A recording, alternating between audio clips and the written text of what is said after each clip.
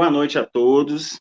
Em nome do Grupo A Hora, agência de notícias e conteúdo, através do portal Na Pauta Online, iniciamos mais uma live de grande importância, cujo tema é Lei Maria da Penha, 14 anos.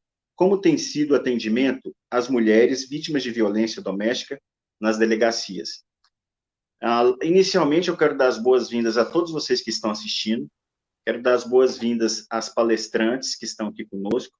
Doutora Paula, delegada de polícia de Goiânia, doutora Fabiana Marques, advogada do Rio de Janeiro, Rosana Lago, de Salvador, e a nossa intérprete Marli. Bom, antes de nós iniciarmos com a leitura dos currículos, eu vou fazer a minha audiodescrição em respeito às pessoas com deficiência visual, ok?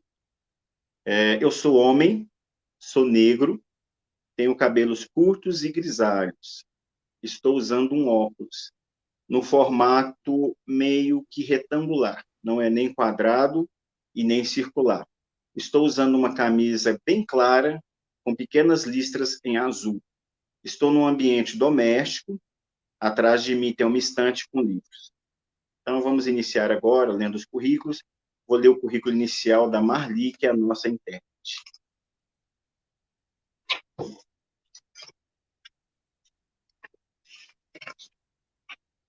Marli Ramos é graduada em Pedagogia, Letras, Libras.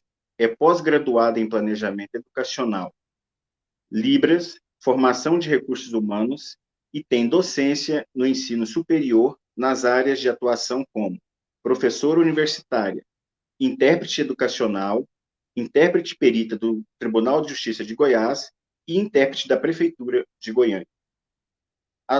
Iniciando os currículos das nossas palestrantes, eu começo aqui pela Rosana Lago. Rosana Lago é administradora, acadêmica em Direito, é vice-presidente do COMPED, Conselho Municipal dos Direitos das Pessoas com Deficiência de Salvador, Bahia. Só um minutinho.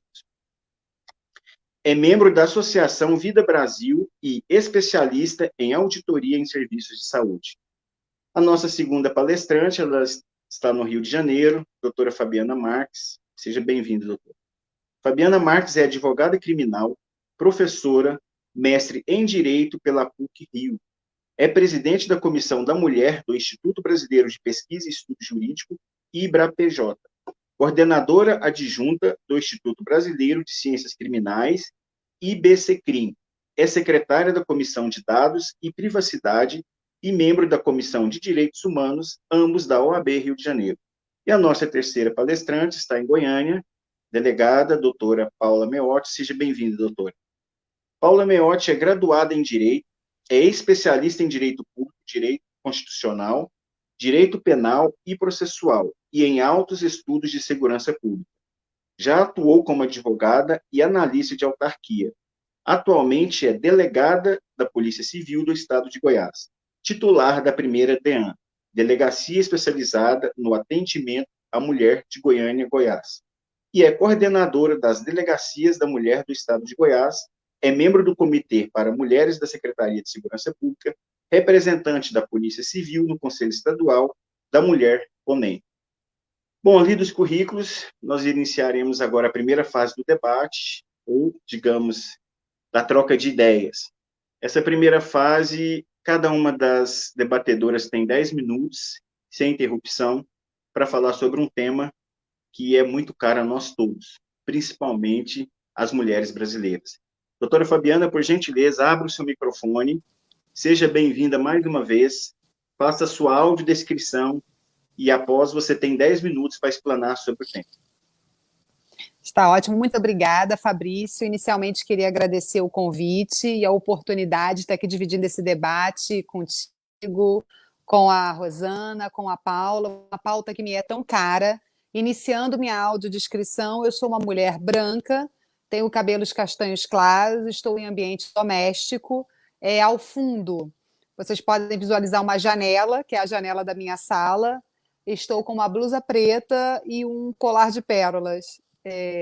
Sou advogada criminal, como o Fabrício já trouxe aqui, então a minha ideia do meu lugar de fala, do meu lugar de atuação, trazer a experiência que eu tenho enquanto advogada e enquanto militante dentro da IBRAPEG, que é o Instituto Brasileiro de Pesquisas Jurídicas aqui do Rio, do qual eu presido a Comissão de Direitos da Mulher, e através dele nós fazemos um trabalho muito interessante de auxílio às mulheres que não têm condições de contratar uma advogada. Então eu tenho meio que as duas visões. Eu sempre digo que toda e qualquer mulher pode ser vítima de violência doméstica, mas é fato também que nós sabemos que existem grupos de mulheres que são mais atingidos e que têm uma maior dificuldade também de acesso quando o assunto é violência doméstica do que outras. Existem várias pesquisas, dentre uma delas nós sabemos, por exemplo, que as mulheres negras são muito mais atingidas e muito mais vítimas de violência do que as mulheres brancas. Pensando na realidade do meu estado, do Rio de Janeiro, eu costumo dizer que a gente sabe que a gente tem que levar muito em consideração, quando atende uma vítima de violência, a questão dos marcadores, né? Marcadores sociais, marcadores econômicos, até culturais. Então, assim, uma mulher vítima de violência que reside, por exemplo, na zona sul do Rio de Janeiro, ela tem uma maior facilidade de acesso, caso ela deseje, consiga fazer isso, à polícia, a mesmo um socorro, né, de uma ambulância, do que, por exemplo, uma mulher que vive aqui no Rio de Janeiro, dentro da comunidade, por exemplo, do Morro do Alemão, onde esse acesso nem chega. Dificilmente a polícia vai adentrar, né, a comunidade para prestar esse auxílio, e caso adentre, ela leva um tempo muito maior. Da mesma forma, o acesso rápido a um hospital para prestar um socorro. Então, nós temos que entender que nós temos vários Brasis dentro do Brasil. Se dentro de um mesmo estado como o meu, que é um estado grande do Rio de Janeiro, a gente já sente a diferença, não só no conhecimento dos seus direitos, quanto ao acesso, quiçá se a gente pensar num Brasil como um todo, quando a gente começa a interiorizar mais, né? Então, quando a gente pensa no interior do estado do Rio, quando a gente vai para o norte, pensa no interior do norte, o acesso é muito mais difícil. Culturalmente, você encontra também, né, um dificultador muito maior, porque fato é que as mulheres evoluíram muito em pouco tempo. Porque eu pego como exemplo aqui a minha avó, que nasceu em 1920, para vocês terem uma ideia, quando ela se casou, o CPF dela, mais ou menos em idos de 40, era o CPF do marido. A mulher realmente era um apêndice do homem, né? A gente vem de uma cultura patriarcal, uma cultura machista, da qual a gente tem evoluído muito, discutido muito, por isso debates como esse são fundamentais, são muito importantes. Mas quando a gente pensa na luta feminista e pensa exatamente nesse discutir da violência doméstica, isso historicamente, minha primeira formação é história, não é direito. Então, pensando historicamente, é muito recente. As mulheres começaram a debater a questão da violência doméstica no que nós chamamos de segunda onda feminista, que começa na época da ditadura, nos idos de 60.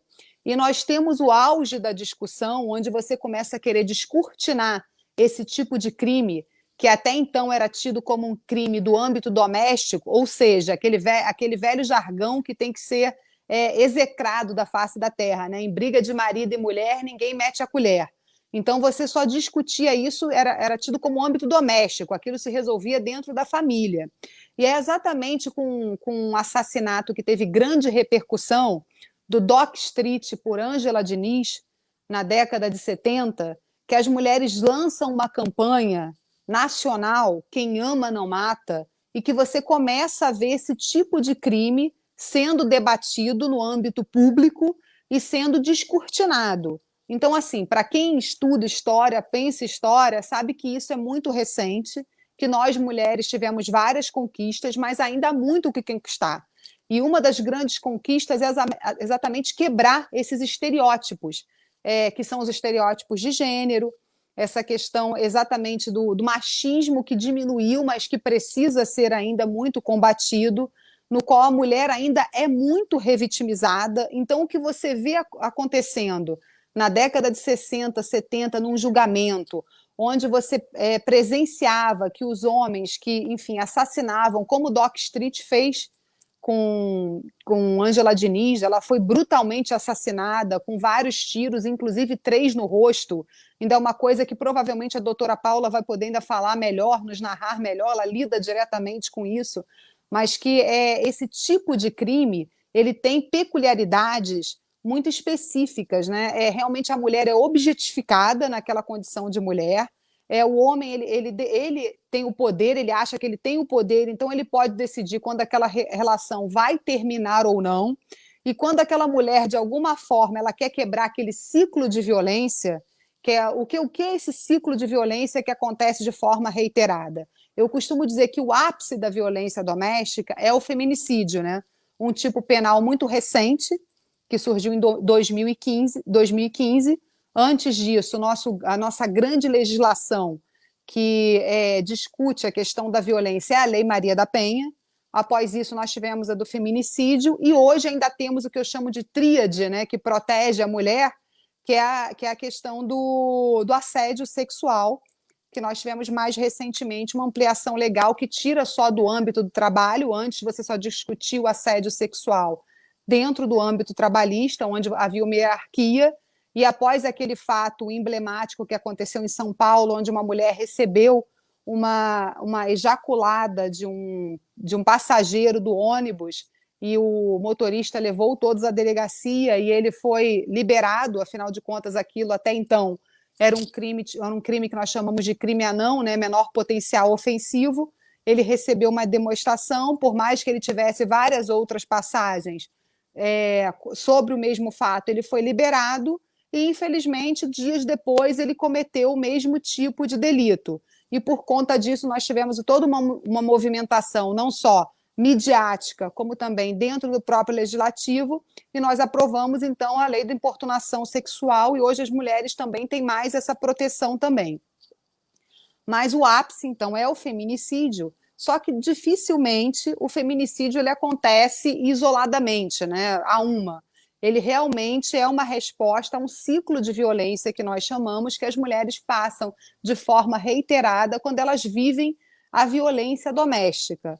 Então, esse agressor, esse parceiro, ou mesmo o ex-parceiro que convive com a vítima, ele é uma pessoa que inicialmente começa com um relacionamento que é um relacionamento maravilhoso, onde esse homem demonstra todo o amor que ele tem por essa mulher, e é exatamente através de todo esse amor que ele começa a utilizar isso de forma possessiva.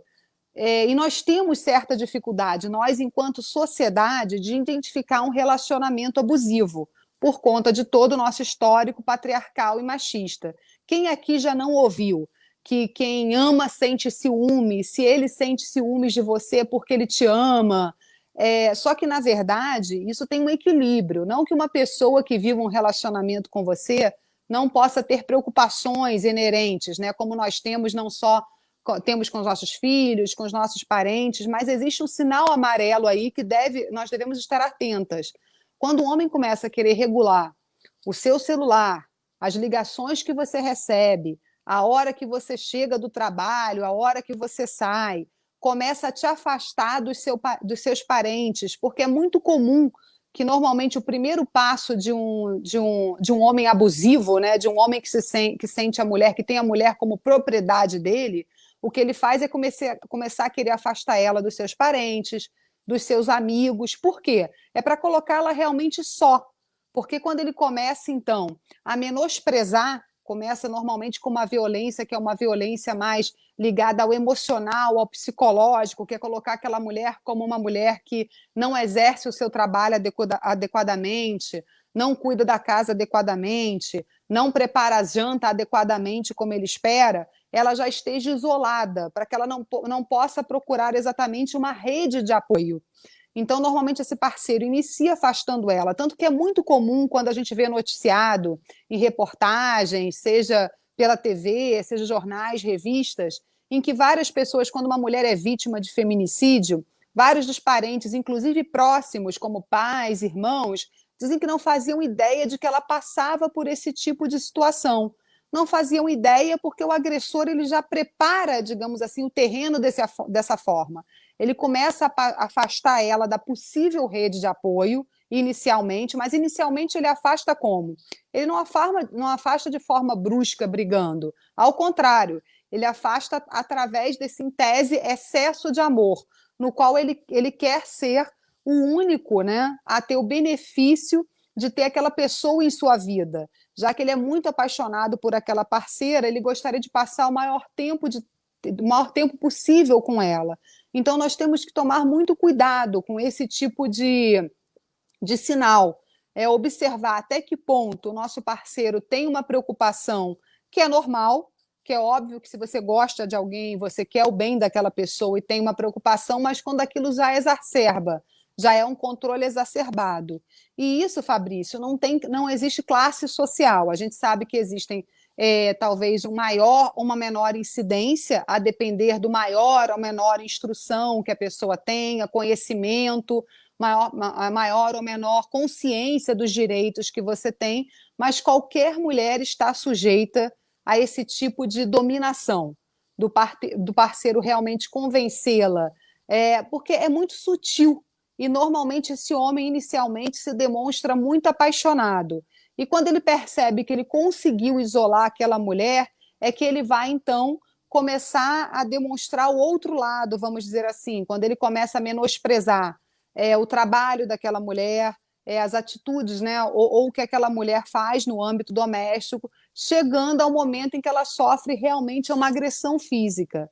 Normalmente, posteriormente a uma agressão física, você reinicia o ciclo, onde esse homem se declara completamente apaixonado por essa mulher, diz que aquilo foi um fato isolado, que não vai mais acontecer, e você vê esse ciclo acontecendo de formas reiteradas, infelizmente pela prática, tanto no meu escritório, tanto atendendo na Comissão de Direito da Mulher, o que a gente vê é que esse ciclo ele vai acontecendo cada vez com mais frequência, ou seja, o afastamento entre um episódio e outro é cada vez menor, e podendo, infelizmente, chegar ao ápice, que seria o feminicídio.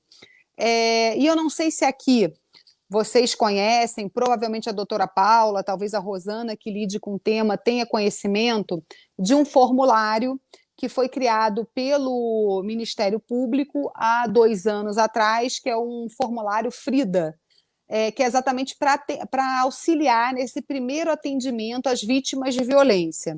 Esse formulário ele foi muito bem pensado. É óbvio que não é só um formulário que vai conseguir resolver o atendimento dessas vítimas. Uma coisa que eu costumo falar e que nós temos ainda uma dificuldade muito grande no atendimento nas delegacias, pelo menos aqui no Rio, é a questão da escuta. Essa mulher vítima de violência, ela tem muita dificuldade em chegar a fazer uma denúncia. Desculpa, Fabrício, você estaria com o dedo em pé? Eu não sei, porque a imagem para mim tá, né? Você quer falar alguma coisa? Eu posso segurar. Ok. Muito bem, doutora. Não, na verdade é porque seus 10 minutos Mentira! iniciais já se Ok, foram. depois eu falo, então. E vamos deixar, eu sei que tem muita coisa, vamos deixar para mais adiante, Perfeito. né? Na verdade, Então, eu começou só com vou isso, jogar essa começou bem, sementinha e aqui eu, da questão da escuta, que é muito importante, que eu deixa acho eu que só, ainda é deixa muito eu só avisar. falha. Pessoal, eu jamais vou interromper vocês, eu vou entrar e pedir para vocês pararem. Mas na hora que eu levantar o dedinho é porque está ali nos limites, tá? Pode finalizar, doutor. Tá, não, então vou finalizar só deixando aqui, já pensando para o nosso debate posterior, algo que eu acho muito importante, que nós temos que ter uma escuta diferenciada para essas vítimas de violência doméstica. Elas já têm uma dificuldade absurda para ter esse passo inicial em prestar a fazer a queixa, né? E normalmente, ainda, óbvio que as DEANs são muito mais preparadas aqui no Rio do que as delegacias convencionais, mas a gente sabe que não é a realidade do nosso Brasil, é o que eu falei, são muitos Brasis dentro do Brasil. Em vários locais nós ainda não temos delegacias especializadas em atendimento à mulher, não temos, quiçá, defensoria. Então a gente tem que pensar no maior preparo dessas pessoas que recebem essas mulheres para que elas não sejam revitimizadas, ou seja, quando resolvem prestar queixa, acabem se tornando vítimas mais uma vez. E agora eu vou deixar seguir a fala de cada uma das colegas e ao final a gente debate sobre isso. Vou cortar aqui meu Ok, microfone, tá bom, Fabrício? Até daqui a pouco. ok, doutor, muito obrigado, mas a gente vai continuar e o debate é quente, o tema é bom. Nós temos algumas interpelações aqui que eu vou estar fazendo a vocês três, mas no decorrer a gente continua. E agora a gente vai passar para a Rosana Lago. A Rosana, ela é uma mulher com deficiência, ela é cadeirante, e neste país, infelizmente, que eu considero um país muito machista ainda, nós estamos em pleno século XXI, e o machismo anda, assim, extremamente, assim, o nível altíssimo. Então, a Rosana, ela vai dar o seu parecer sobre esse tema, e eu gostaria só de fazer uma observação, Rosana, antes de você falar, que, infelizmente, no nosso país, as pessoas com deficiência, eles são muito invisíveis.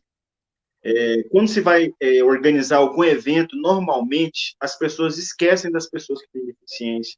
Quando se vai organizar alguma live, as pessoas esquecem que as pessoas com deficiência, principalmente auditiva, elas precisam de ter um intérprete em Libras. Então, assim, é uma realidade triste em pleno século XXI. E acho que meses atrás, eu não sei se vocês acompanharam o noticiário em São Paulo, eu achei, assim, monstruoso. Uma garota menor, ela tinha deficiência auditiva e o namorado dela, entre aspas, além de estuprá-la, ele espancava ela todo o tempo. Não tinha como ela pedir socorro. Por acaso, uma vizinha escutou e fez a denúncia. Então, assim, é muito complicado. E eu já te passo a bola, Rosana, para que você venha falar desse tema. Você tem 10 minutos aí, fique à vontade. Só não esqueça de fazer a sua audiodescrição. Seja bem-vinda. Rosana é lá da Bahia, tá, pessoal? Lá da nossa terrinha. Então, gente, boa noite a todos e todas que estão nos assistindo, boa noite, doutora Paula, doutora Fabiana. Quero parabenizar as duas, que hoje é o dia da advogada. Eu e Fabrício seremos futuros em breve, né? Então, hoje é um dia também comemorativo.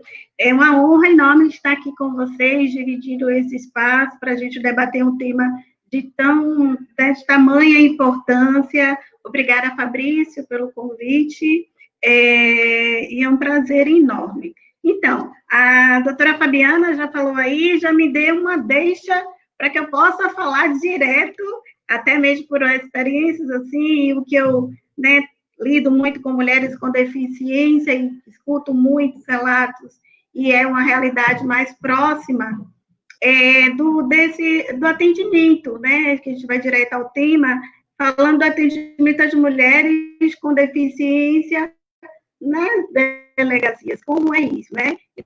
Então, essas mulheres, elas já chegam, essas vítimas já chegam bastante fragilizadas nesse espaço que a gente entende como porta de acesso para o atendimento que elas tanto precisam, né?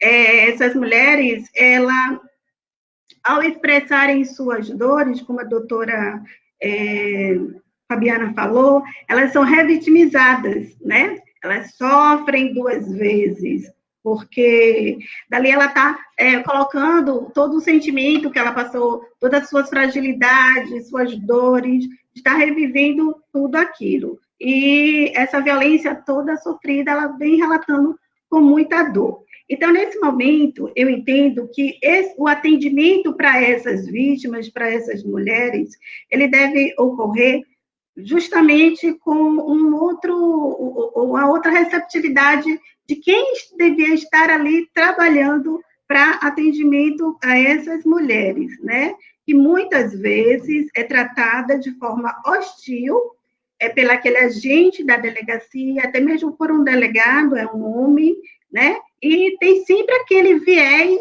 de culpabilização, que algumas vezes a mulher é sempre rotulada dela. Ela é culpada por estar ali. Ah, porque uma mulher com deficiência veio parar aqui na delegacia para prestar queixa do seu agressor. Ah, mas ela é uma mulher com deficiência? Quem mandou ela ter um companheiro? Eu já pude ouvir relatos de mulheres que me disseram isso, né? O namorado quebrou o celular dela, ela foi lá para poder fazer a queixa, foi acompanhada de um familiar, nem pensaram que ela era vítima, pensaram que era uma outra pessoa, não imaginando sequer que ela tivesse um companheiro, e ela disse que foi hostilizada desde o primeiro momento, e perguntaram para ela, por que você não largou esse elemento? Por que você ainda mantém esse relacionamento com esse homem? Você não é cadeirante? Então, aí você vê bem impregnado o capacitismo, né? Então, nesse momento em que ela entra numa delegacia, que é a primeira porta desse acolhimento que ela tanto precisa, ela precisa ser bem atendida, né? E na maioria das vezes são atendidas por homens, e esses homens, naturalmente, ele tem seu comportamento machista, é natural, é o que eu acabei de falar, o exemplo aqui. Então, poxa, por que uma mulher com deficiência vai a uma delegacia prestar uma queixa? Por que ela tem um companheiro? Né? Então, isso já está bem impregnado. E que, com certeza, esse homem terá com ela uma postura insensível, indiferente. Não vai ser nem ao mesmo um pouco empático. Então, assim, esse enfrentamento é muito comum durante o momento em que ela vai buscar esses espaços de acolhimento, né? E isso é para uma mulher. E aí eu quero fazer o recorte bem mesmo para a mulher com deficiência, que é duplamente vulnerável por ter uma deficiência e por ser uma mulher, né? Ela já tem toda uma dificuldade de chegar a esse espaço para poder fazer as suas denúncias, porque ela já tem os seus impedimentos de ordem de natureza física, sensorial, intelectual e, inclusive, mental. Na maioria das vezes, ela vai sempre acompanhada. Né? Essa mulher, para chegar até uma delegacia e prestar uma queixa, ela vai enfrentar várias barreiras. Ela vai enfrentar a barreira de não ter o transporte para que ela consiga chegar lá. Ela vai enfrentar a barreira de ter a dificuldade de o entorno ao redor daquela delegacia. Ela vai enfrentar, então, todas as barreiras, inclusive as atitudinais, que é aquela que eu te falei, quando um agente diz que para que ela tem um companheiro, já que ela é uma mulher cadeirante, ou seja, poderia ter sido evitado isso se ela não tivesse ninguém na vida dela, né? Então, considerando todas essas dificuldades, as delegacias especializadas, como porta de acolhimento, elas precisam de ter uma estrutura, né? Ela é de extrema importância para o recebimento dessa mulher e que, com certeza, deve ter uma equipe multidisciplinar com esse atendimento especializado, o atendimento psicossocial, que na hora da escuta, essa vítima tão fragilizada possa ser, então, atendida, né, recebida por um agente que seja, de fato, também um agente do sexo feminino. É extremamente complicado. Eu já fui acompanhando uma pessoa que trabalhava comigo e eu vi como ela se sentiu tão envergonhada de estar ali relatando aquela situação dela de agressão e a cara de hostilidade, né? Então, ela já chega fragilizada, sofrida, né, porque ela foi agredida, e, de repente, ela é atendida, então, por aquele delegado que ali faz a formalização do expediente, né? Mas, para além disso, essa mulher, e a mulher com deficiência especial, ela precisa desse atendimento, porque, por exemplo, como a mulher surda, ela vai poder prestar a sua queixa, ela vai poder fazer a sua queixa. Se não tem o intérprete de Libras ali naquele momento, né? Se ela for uma pessoa surda oralizada, ela vai conhecer um pouco o português, entendeu? Ela vai poder, então, escrever. Ela vai poder escrever a sua queixa. Mas se ela não for, ela não vai ter como prestar. Aí, mais cedo, a gente ouviu o caso já em Goiânia, de que a nossa intérprete aqui pôde acompanhar, né, um caso na delegacia em que tinha uma vítima, uma mulher com deficiência, e ela pôde prestar, então, esse suporte. E é o que a gente precisa, gente, porque na maioria das vezes essas mulheres elas ficam silenciadas por essa falta mesmo de ter esse suporte quando ela chega na delegacia, esse atendimento especializado. Isso eu falo para a mulher surda. E a mulher que é cega, né? Ela vai lá, presta sua queixa, mas ela não consegue ler o boletim de ocorrência porque não houve uma impressão em braille daquele boletim. Muitas vezes assim, você assina, alguém pode assinar por você? Não, ela quer assinar. E aí não tem, por exemplo, o assinador. Claro, toda pessoa cega tem que ter o seu assinador. Então, assim, é esse atendimento especializado que é importante para essa vítima com deficiência que chega, porque muitas das vezes tudo isso impede que ela vá ter uma delegacia e denuncie. Mas é importante, né? Então, é importante que nessas portas de entrada que a gente, então, entende como as DEANs, esse registro também seja feito de que a mulher é uma mulher com deficiência. Eu fiz uma pesquisa enorme esses dias, tentando encontrar dados da violência contra a mulher, trazendo o recorte para a mulher com deficiência, nesse momento de pandemia, e simplesmente a Secretaria de Segurança Pública me disse, não tem.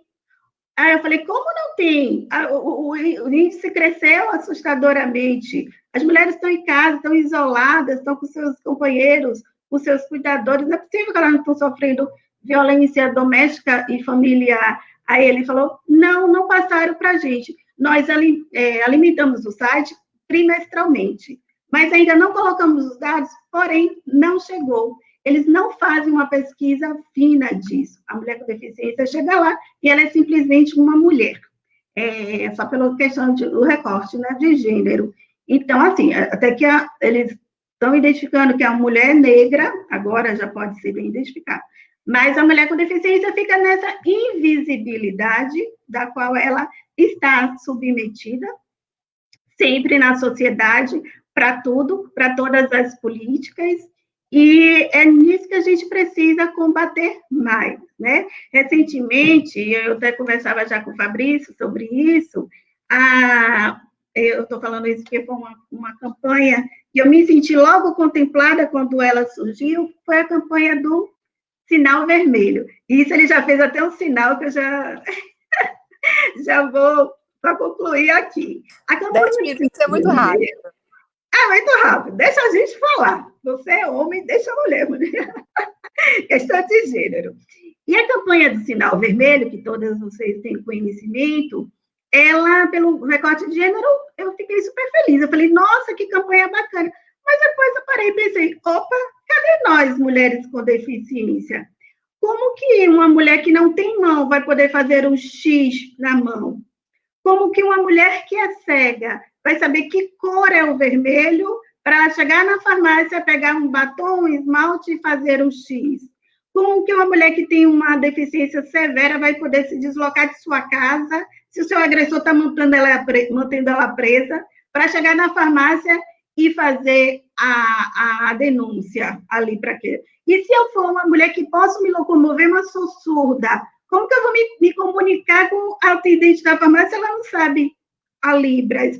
Então, poxa, nós não existimos nesses dados estatísticos? Não, por isso. E aí, o Conselho Nacional de Justiça entende que a mulher com deficiência não sofre deficiência, sofre e sofre muito mais que as demais. Bom, eu vou ficar por aqui, deixar a doutora Paula falar agora, que ela está aí me escutando.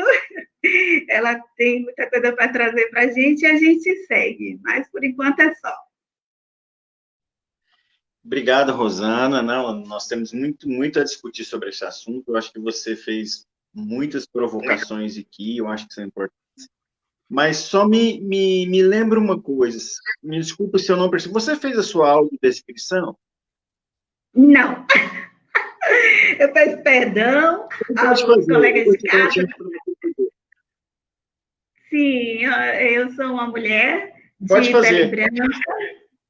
Tá, eu sou uma mulher de pele branca, cabelos longos, soltos, cabelos claros, uso óculos preto, com armação preta, uso um batom vermelho, estou usando uma blusa preta de bolas brancas. Estou em posição de sentada na minha cadeira de rodas, no meu ambiente de casa, ao fundo tem uma parede branca decorada com um quadro. Pronto, devidamente descrito. Obrigado, Rosana. Doutora Paula, antes de eu passar a palavra a você, deixa eu só cumprimentar algumas pessoas que estão aqui conosco, que estão nos prestigiando, estão mandando perguntas. Professor Lister, a Luciana Pérez, Natália Reis, Jasmin Alexandrina, a Lindalva Dias e o pessoal do Comped lá de Salvador. Obrigado por vocês estarem nos prestigiando. Bom, agora, doutora Paula, eu te passo a palavra. Você tem 10 minutos iniciais sem interrupções. Eu acho que você já deu para fazer um apanhado, né, do que tem por aí. E assim que você terminar, a gente começa com algumas outras questionamentos. Você tem 10 minutos, seja bem-vindo. Boa noite, gostaria de agradecer o convite, para mim é uma satisfação e uma honra, são pessoas, as outras colegas debatedoras, são pessoas extremamente qualificadas, então para mim é uma grande satisfação o convite e essa oportunidade que nós temos hoje.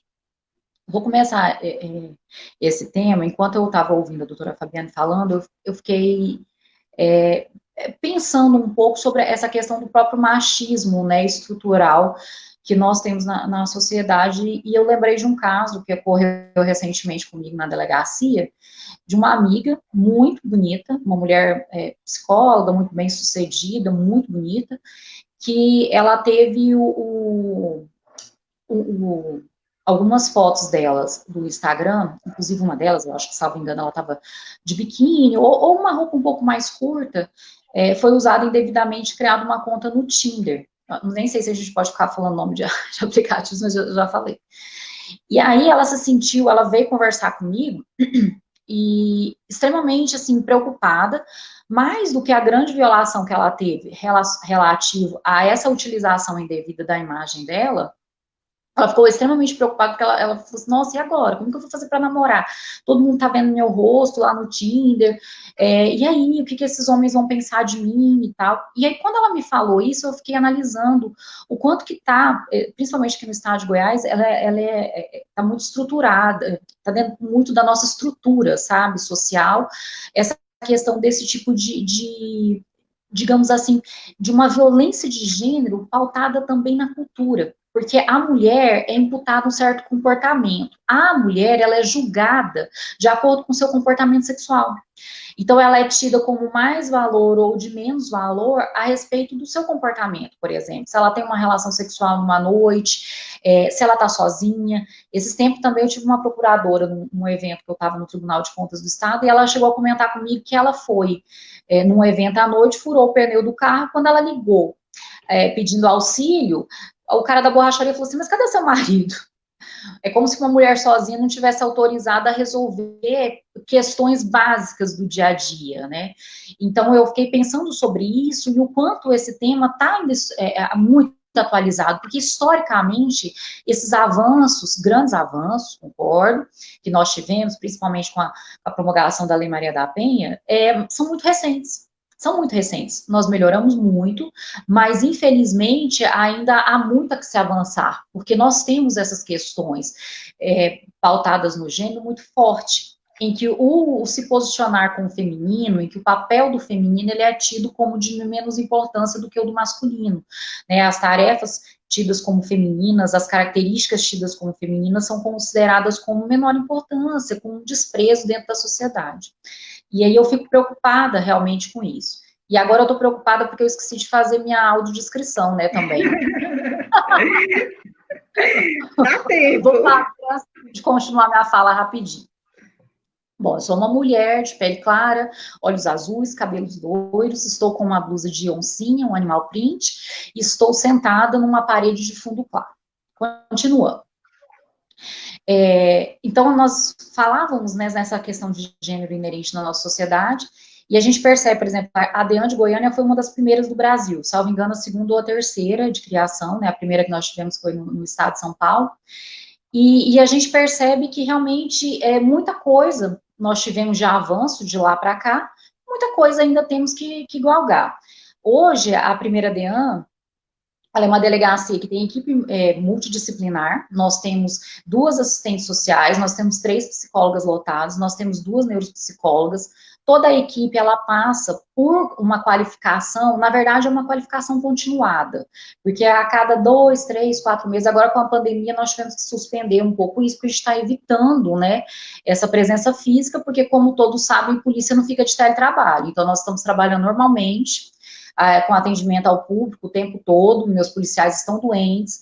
Essa semana um policial meu acabou de sair da UTI, porque ficou contaminado, né, porque enquanto algumas instituições puderam realizar seus trabalhos de casa, nós não podemos. Então, nós continuamos com atendimento presencial, 24 horas por dia, sem necessidade de qualquer tipo de agendamento, e, consequência disso, os meus policiais vão ficando doentes, né? Toda semana eu tenho policiais afastados por conta de contaminação, porque ficaram doentes, ou uma suspeita. Então, assim, isso está sendo a realidade nossa durante todo o período de pandemia, porque meio que a polícia são os heróis da nossa sociedade, porque nós arriscamos as nossas próprias vidas em proteção às outras pessoas, né? É meio que esse que é o nosso trabalho, é o nosso ganha-pão.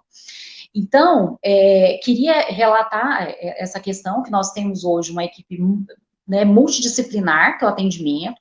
Quando eu entrei na delegacia, eu percebi que eu já tinha feito, quando eu trabalhei no interior em DEAN, convênios com algumas universidades de psicologia, e eu encaminhava as minhas vítimas para as universidades, para o atendimento psicológico, e eu percebi que tinha pouquíssima adesão. Então, quando eu consegui um quadro de psicólogas para a delegacia, eu falei, eu vou inverter essa ordem. Então, lá nós invertemos a ordem, a gente passa para o setor de psicologia, essa vítima, claro, as que querem. Durante esse período de pandemia, nós reduzimos um pouco esse atendimento por parte das psicólogas, justamente por conta da contaminação, para evitar um pouco. Então, a gente está evitando o número de pessoas pelos quais essa vítima vai tendo contato, né? A gente sabe que é um momento emergencial, mas o protocolo é que ela passa pelo setor de psicologia e depois ela vai para o atendimento por parte dos policiais para realmente, né, ser feitas diligências relativas à polícia judiciária. Então, a gente tem essa preocupação, a gente tem uma preocupação com a formação continuada dos nossos servidores, né, os nossos servidores, eles são de alta formação, todos são bacharéis, a grande maioria bacharéis em direito, mas nós temos servidores com mestrado em outras áreas, como história, tecnologia da informação. Então, a gente tem uma certa diversificação, mas, no geral, a grande maioria são antigos advogados, né, bacharéis em direitos, que depois tiveram a OAB, advogaram um tempo e acabaram sendo aprovados em concurso e deixaram de advogar. Então, assim, a gente percebe que hoje a gente tem, por conta justamente das cifras negras que existem em relação à violência contra a mulher, a gente percebe que quando a gente consegue realmente fazer com que essa mulher procure a polícia, o atendimento seja de primeira qualidade mesmo, para que a gente consiga manter essa mulher. Então, na DEAN, a gente tem essa preocupação com a formação continuada dos nossos servidores. Essas neuropsicólogas, inclusive, elas nos ensinam, né, como que funciona até o caminho neural, que faz com que essa mulher se mantenha no ciclo de Walker, que é esse ciclo da violência, né, que essa psicóloga norte-americana conseguiu identificar, que é um ciclo em que há uma tensão, depois a prática de um ato de violência e um período de reconciliação. Então, é muito comum que essa mulher, ela vá à delegacia várias vezes, de maneiras continuadas e muitas vezes com parceiros diferentes. Então, se a gente não conseguir ajudar essa mulher, ela vai se mantendo. Eu lembro que no ano passado nós tivemos uma situação em que uma mulher, ela estava com 3 medidas protetivas contra 3 parceiros diferentes. E aí a nossa psicóloga foi, conversou com ela, ofereceu para ela, porque nós temos grupos reflexivos dentro da DEAN, tanto para os homens quanto para as mulheres.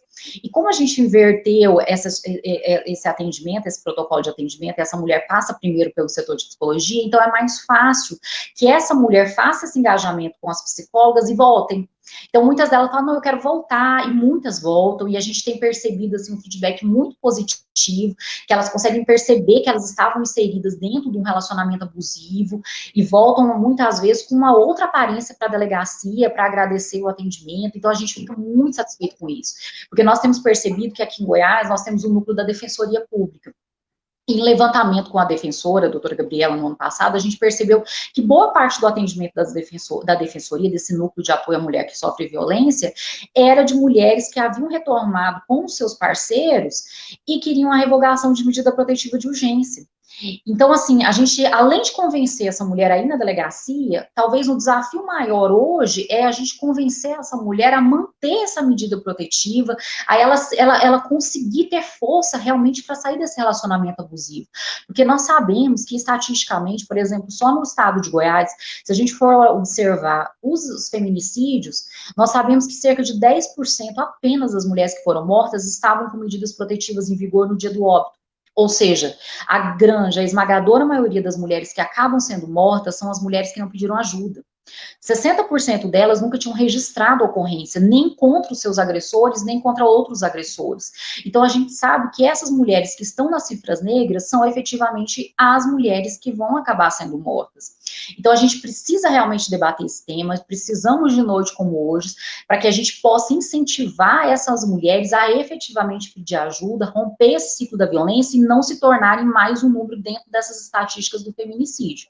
E por conta disso, o estado de Goiás, nós temos uma preocupação muito grande. Eu sou membro do comitê de combate à violência contra a mulher da Secretaria de Segurança Pública, e a gente tem uma preocupação muito grande com o treinamento de todos os policiais, porque, como já foi falado aqui, nós não temos delegacias da mulher que tem esse atendimento especializado em todas as cidades. A gente sabe que isso não vai acontecer.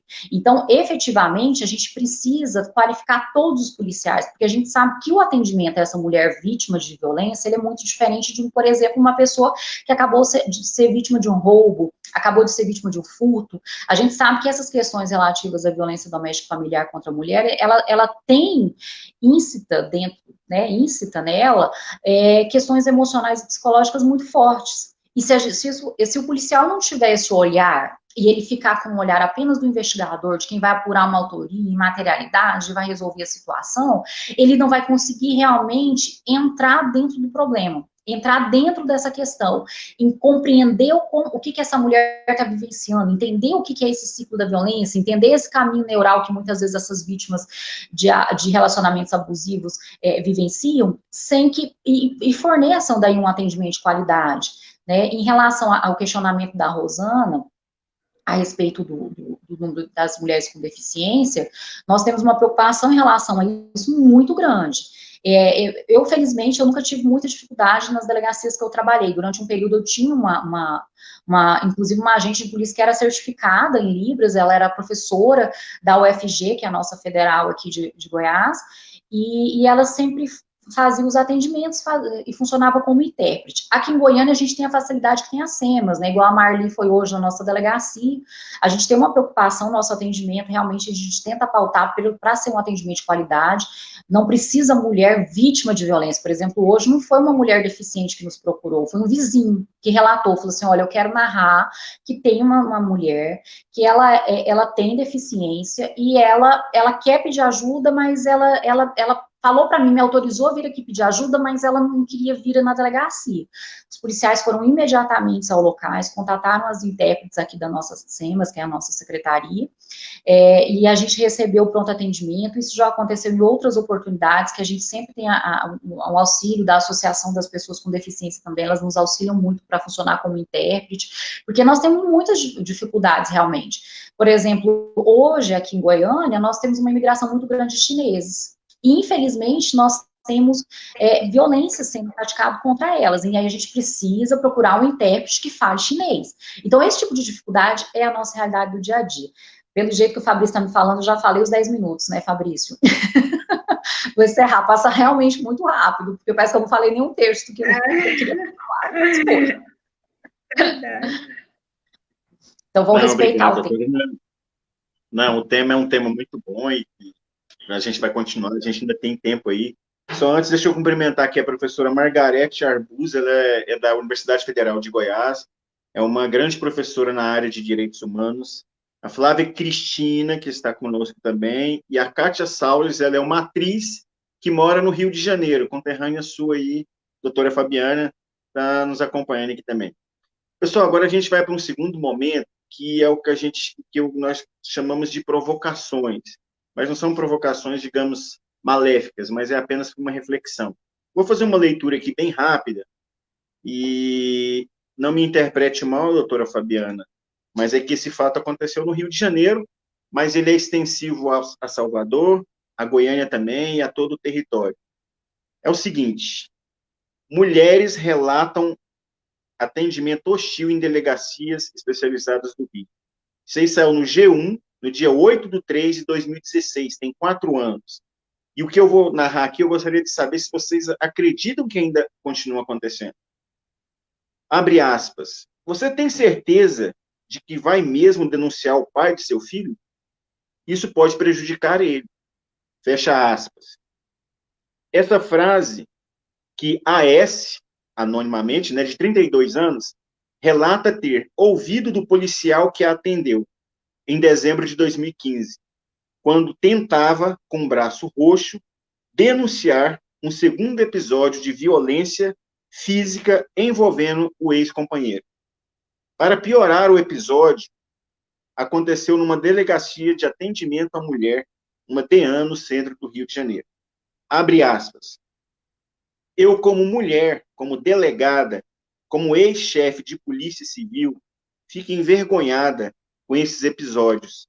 Para começar, é preciso ter uma mulher atendendo em todos os plantões, em qualquer horário, para fazer a acolhida dessas vítimas, que já chegam fragilizadas.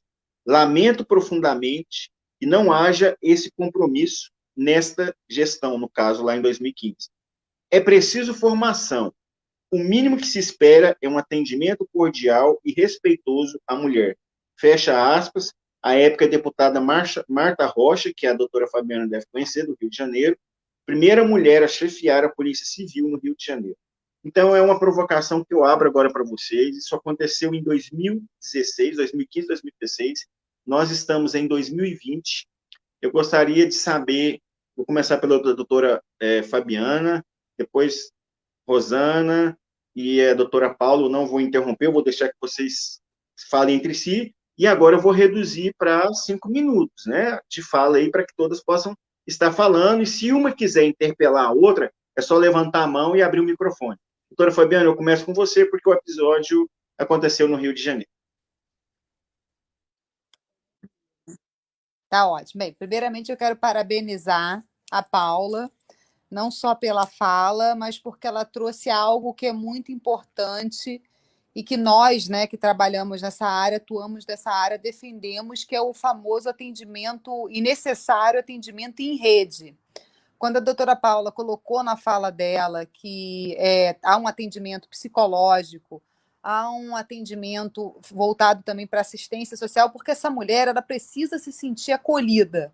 O que eu havia iniciado com relação à escuta, a perceber o que aquela mulher ela consegue, né, realizar naquele momento. Por mais que nós saibamos que o ideal é a denúncia, como a própria doutora Paula muito bem colocou, a grande maioria dos casos, né, em que chega ao ápice da violência, que é o feminicídio, quando se faz um levantamento, se percebe que essa mulher nunca denunciou, não há qualquer registro de violência, mas também não é por isso que nós podemos impor uma decisão a essa mulher. Ela tem que estar preparada. Às vezes, num primeiro momento, ela nos procura, um exemplo lá na comissão, dizendo que ela quer quebrar esse ciclo de violência, que ela quer, por exemplo, se separar desse marido, desse parceiro, mas não quer, em um primeiro momento, denunciá-lo.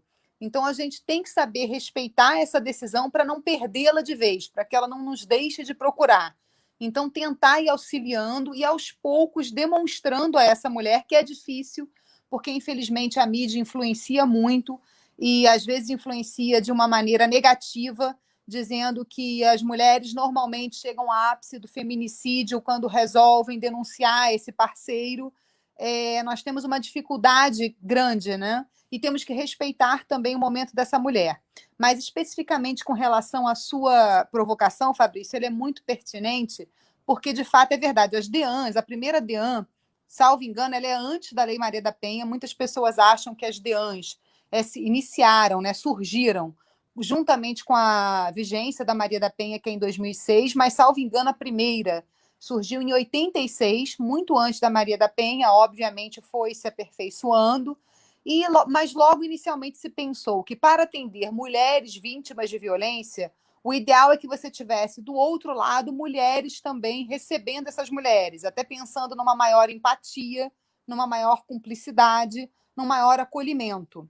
Mas todo um estudo feito demonstrou que não só a questão de gênero faz com que uma mulher vá atender a outra com este acolhimento ou que se é, em tese, esperado.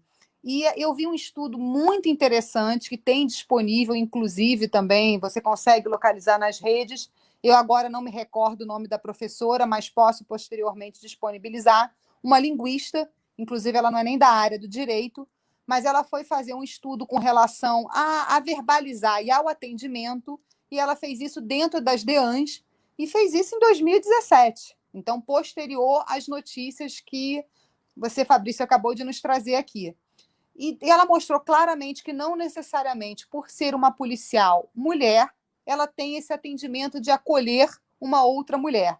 Então, ela pega um atendimento de uma mulher vítima de violência, o parceiro dela tinha agredido ela, não só agrediu, como empurrou ela da escada, e ela estava grávida, ela roda essa escada e acaba perdendo o bebê. Ela chega à delegacia nessas condições para prestar, né, o registro, e ela fala para a inspetora que a recebeu: meu parceiro, ele me agrediu, não foi a primeira vez, mas dessa vez foi mais violento, me empurrou da escada, eu acabei perdendo nosso filho, mas também eu deixei de usar o DIU, né? E até a linguista ela faz faz uma pausa nessa fala e fala o que uma pessoa deseja quando ela traz esse relato. E aí ela faz um paralelo com uma mulher que, de repente, acabou de mudar o corte de cabelo, a cor do cabelo, vira para uma amiga e fala assim: eu cortei o cabelo, não ficou bom, né? Ficou pior do que estava. Ninguém espera uma resposta do tipo: ficou uma porcaria mesmo esse seu cabelo. O que você espera é um acolhimento, você espera que a pessoa diga: não, ficou bom. Ou pelo menos que a pessoa te dê uma solução. Olha, realmente não ficou tão bom, mas se você jogar para o lado direito ao invés do lado esquerdo, se você colocar uma franja aí, vai ficar bom. Então, essa mulher que chegou com esse relato, que já foi tão difícil ela relatar, o que ela esperava dessa inspetora era uma acolhida, do tipo: claro que você não é culpada, não é porque você deixou de usar o DIU e não comunicou que ele poderia te agredir ou te arremessar da escada. Mas a inspetora fala: realmente, você é culpada. Então, assim, para além do gênero, tem uma questão muito maior que a doutora Paula colocou muito bem aqui, do preparo que todos recebem. Enfim, quem recebe essa mulher, seja uma outra mulher, seja um homem, a pessoa tem que ser muito bem preparada para esse atendimento. É um atendimento diferenciado. Não é atendimento a uma pessoa que foi vítima de furto, que foi vítima de roubo. Há toda uma questão psicológica, emocional. Essa mulher, ela viveu em um ciclo de violência, isso não acontece de uma forma isolada, é muito difícil que ela quebre esse ciclo. Então, quando ela consegue isso, ela tem muita vergonha, a mulher ainda, por conta da cultura machista e patriarcal, ela ainda coloca muito em si a culpa por essa violência que ela mesma recebe. Então, quando ela consegue, é todo um esforço muito maior. É muito mais fácil você ir à delegacia prestar queixa por um roubo, por um furto, do que por uma violência, né? Você se relaciona com uma pessoa, você idealiza aquele relacionamento, você espera que ele dê certo, e como mulher, com todas as cobranças que ainda nós recebemos perante a sociedade, se espera que essa mulher seja, em tese, o pilar daquela relação. Então, a própria mulher se cobra muito. Por isso, a importância de se quebrar todos esses estereótipos. E também a importância muito grande no preparo do atendimento dessa mulher, seja ela feita por homem, seja feita por uma mulher, seja feita numa DEAN, numa delegacia especializada, seja feita numa delegacia comum. A doutora Paula nos trouxe aqui um relato maravilhoso de um atendimento em rede, que é feito por psicólogos, que as próprias pessoas envolvidas na delegacia estão preparadas, mas, infelizmente, não é a realidade no nosso Brasil como um todo. Há ainda necessidade de muito preparo, inclusive nas delegacias comuns aqui do Rio. Eu já conversei diversas vezes com policiais e eles falam que quando eles vão atender fazer esse tipo de atendimento, é como se fosse um atendimento menor. Então, um policial que sai para atender uma chamada de roubo, uma chamada que envolve outro tipo de crime, ele é visto como um policial que está atendendo algo de maior importância. Um policial que sai para atender uma chamada de violência doméstica é como se fosse um atendimento menor. Então, é preciso quebrar esse tipo de pensamento, enfim, esse tipo de cultura que ainda existe, sim, obviamente, cada vez melhorando mais. Esse tipo de debate é importantíssimo. Nós temos que debater exatamente para mudar essa cultura, mas, infelizmente, ela ainda existe, sim. E não é feita não são só os homens que têm esse pensamento machista e patriarcal, não. É uma questão secular, que influenciou não só homens quanto mulheres. Nós somos seres humanos, nós somos uma resposta à criação que recebemos, ao meio do qual viemos. Então, existem muitas mulheres que também, infelizmente ou felizmente, mas têm esse tipo de pensamento. Então, é educação, é o preparo para o atendimento. Se isso não for feito, nós não vamos modificar. E aí, queria ouvir as demais colegas para saber o que elas pensam também com relação a essa questão. Ok, doutora. Rosana, é com você, 5 minutos, por favor. Então, bom, depois da fala da doutora Fabiana, eu penso o seguinte, que, de fato, essas delegacias, elas têm que estar especializadas para o atendimento, independente de ser um homem ou mulher. As experiências que eu já vivi, estive em ambientes assim, acompanhando pessoas, até fazendo pesquisas de trabalho, a gente percebe esse ambiente hostil, pelo menos como você bem falou, existem vários Brasis, então aqui a nossa realidade é bem essa. Eu parabenizo a doutora Paula por esse trabalho que ela está fazendo, e é um trabalho que tem essa sensibilidade, essa diferença, porque ela é uma mulher, eu tenho certeza disso, que ela já vai colocar esse olhar, e ela já vai ter essa empatia para com aquela vítima, né? E aí você fala também dessa preocupação com as mulheres com deficiências que chegam até a sua delegacia, mas aqui é bem diferente, né? Então, é uma outra realidade que cada um está inserido. E quando faz a pergunta, você tem coragem de denunciar o pai do seu filho? Isso já inibe um pouco a mulher, né? Já é uma pergunta inibidora, um homem perguntando, você tem coragem? E ali ela já vai sem muita coragem. Uma mulher, quando vai em uma delegacia, ela vai ou porque a família impulsiona, muitas vezes elas querem ficar em silêncio, ou porque a amiga diz para ela, vá, denuncie o seu agressor, né? Ela vai acompanhada por alguém, muitas das vezes elas não vão sozinhas. Então, isso também já inibe um pouco a mulher, uma pergunta como essa. Então, é nesse silêncio que elas não devem mais estar. Eu penso muito desse jeito. E parabenizo o trabalho de vocês, assim, uma atuação, já quero trazer isso como uma discussão aqui para a Bahia, porque, de fato, a gente tem muito o que discutir para que saia dessa invisibilidade da qual nós estamos aqui acometidas. Respeitando meus 5 minutos, Fábio. Muito bem, hein, Rosana? Muito bem. Doutora Paula, as suas considerações sobre o que eu comentei, você tem 5 minutos, por gentileza. Sim. Eu reputo extremamente grave esse tipo de situação, e é algo que a gente combate muito. Eu conheço ou as delegadas titulares das capitais, das delegacias da mulher, ou as coordenadoras estaduais, são mulheres extremamente comprometidas. A preocupação realmente com a excelência do atendimento das DEANs, eu sinto que é nacional, e há uma preocupação muito grande, inclusive dos chefes de Polícia Civil. Ano passado eu participei de um evento promovido pelos chefes de Polícia Civil. O que é o chefe de Polícia Civil? Seria o nosso superior maior dentro do Estado. Eles têm uma preocupação muito grande em relação a esse tema. Eu tenho muita dificuldade de falar sobre algo sem que a colega estivesse aqui. Eu acho que, assim, para você falar sobre uma crítica, eu acho que a delegada titular da época teria que estar aqui e verificar o que de fato ocorreu naquele episódio, né? Porque senão acaba a gente jogando uma informação extremamente solta e a gente não sabe. Por exemplo, a minha delegacia no ano passado, nós fizemos quase 12 mil atendimentos. Não tivemos nenhuma reclamação de atendimento? Tivemos umas 3, 4 reclamações. Todas foram realmente investigadas, apuradas para saber o contexto, o que aconteceu, porque infelizmente a Polícia Civil também, nós temos uma dificuldade efetiva.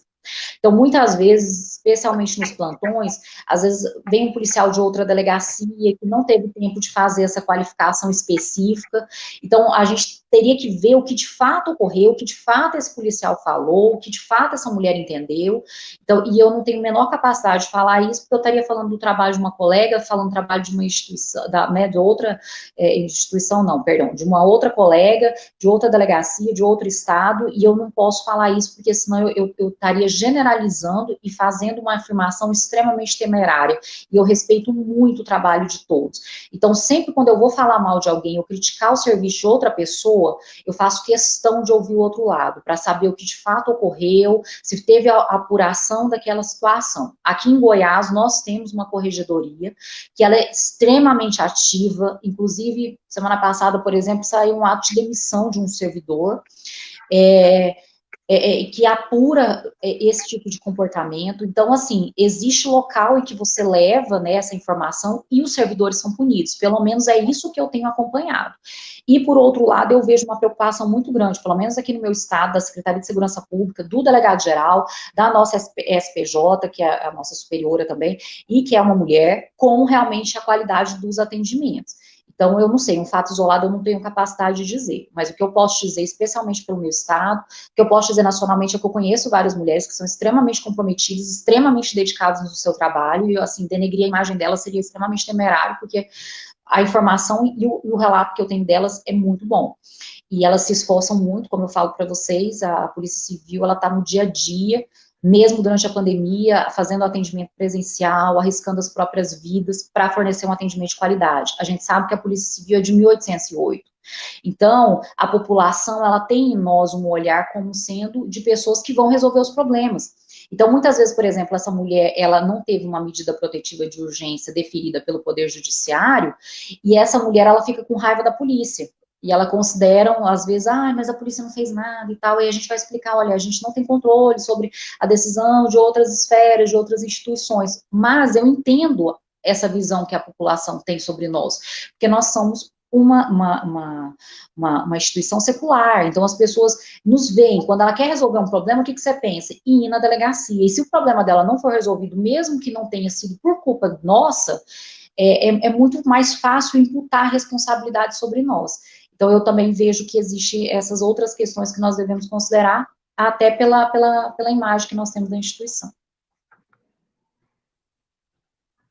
Ok, doutora, você também está seguindo a risca, né? Daqui a pouquinho eu já vou devolver a palavra para você, isso é porque a gente tem que controlar o tempo e a live está muito boa, mas vamos trabalhar um pouquinho com dados. Numa pesquisa publicada no dia 25 de setembro de 2019 pela Agência Brasil, foi constatado que no Brasil, no nosso país, que o índice de violência contra a mulher é altíssimo, infelizmente, 91,7% das cidades do Brasil não tem delegacias de atendimento à mulher. Então, eu acho isso aí, assim, extremamente grave, é gravíssimo. A maioria das DEANs estão nas capitais, né? Mas a maioria, a parte do interior não tem, principalmente, infelizmente, para a região norte e nordeste do país. Então, é muito complicado. Eu vou abrir a palavra, doutora Fabiana. Não vou, a partir de agora, marcar tempo, mas se eu achar que está extrapolando um pouquinho, eu levanto a mão. Bom, doutora Fabiana, suas considerações. Não, acho importante essa sua ponderação, Fabrício. Acho que, inclusive, a live, ela gira em torno, né, da Lei Maria da Penha, que tá fazendo agora aniversário. E eu acho importante dizer que, na verdade, a Lei Maria da Penha, na teoria, ela é quase uma poesia, uma das melhores leis, reconhecida mundialmente como uma das melhores leis sobre o tema. E mais de 90% da Lei Maria da Penha, ela é protetiva e não punitiva. Só que o que a gente acaba ouvindo e debatendo mais é exatamente esse mínimo da Maria da Penha, que é punitivo. Só que quem lida no exercício da advocacia criminal, como eu lido, a doutora Paula lida, a Rosana, não sei até que ponto, né, lida ou não, mas acompanha, a gente sabe que só punição não resolve. A gente precisa da educação e precisa da prevenção. Então, pegando um exemplo aqui, por exemplo, a Lei de Maria da Penha prevê a existência de varas unas para a questão da violência contra a mulher. Hoje, aqui no Rio, pegando a minha realidade como exemplo, nós temos as varas de violência contra a mulher, mas que resolvem só as questões criminais. Só que nós sabemos que quando uma mulher é vítima de violência, resolve quebrar esse ciclo da violência, ela não precisa só, ela precisa também, porém não só, fazer a denúncia e ter uma medida protetiva expedida. Ela normalmente vai ter que discutir o quê? Questão de separação, alimentos, normalmente envolvem filhos, guarda das crianças, e isso tudo é discutido, na verdade, em uma vara de família, e não na mesma vara. E com isso, o que a gente tem percebido na prática são verdadeiras decisões dicotômicas, porque a juíza da vara criminal, ela sequer, aqui no Rio, estado do Rio, tá, gente? Não posso falar como o Brasil como um todo. Ela sequer decide preventivamente por uma pensão alimentícia. Ela só decide as questões preventivas, as questões ligadas ao crime, e joga todo o resto para ser decidido na de família. Só que aí, então, o que ela faz? Coloca protetiva, não só com relação a essa mulher, como normalmente estende aos filhos. Então, esse marido, esse parceiro agressor, fica afastado do lar, consequentemente, da mulher e dos filhos. Quando as questões de famílias vão ser resolvidas na área de família, para discutir pensão, visitação, esse parceiro agressor alega alienação parental. Com isso, dentro da vara de família, ele consegue, então, ter a visitação de volta. Então, esse pai passa a ter direito a estar com esses filhos no final de semana. Isso é um verdadeiro desespero para essa mulher. Porque se ela sofrer agressão, e esses filhos, por mais que não sofressem a agressão direta, com certeza sofrem pelo menos a indireta, ou seja, acompanham aquela mãe sofrendo agressões reiteradas. E já foram feitos vários estudos aqui, que estão abertos de conhecimento público, que a análise feita através de scanner, né, dessas crianças, do que afeta mentalmente essas crianças que passam foi um estudo feito durante 5 anos que analisou, através de scanner, o que acontece na cabeça dessas crianças que convivem com as mães sendo agredidas, os mesmos 5 anos de soldados que passam em guerra acompanhando questões de guerra. O estrago é o mesmo. Então, essa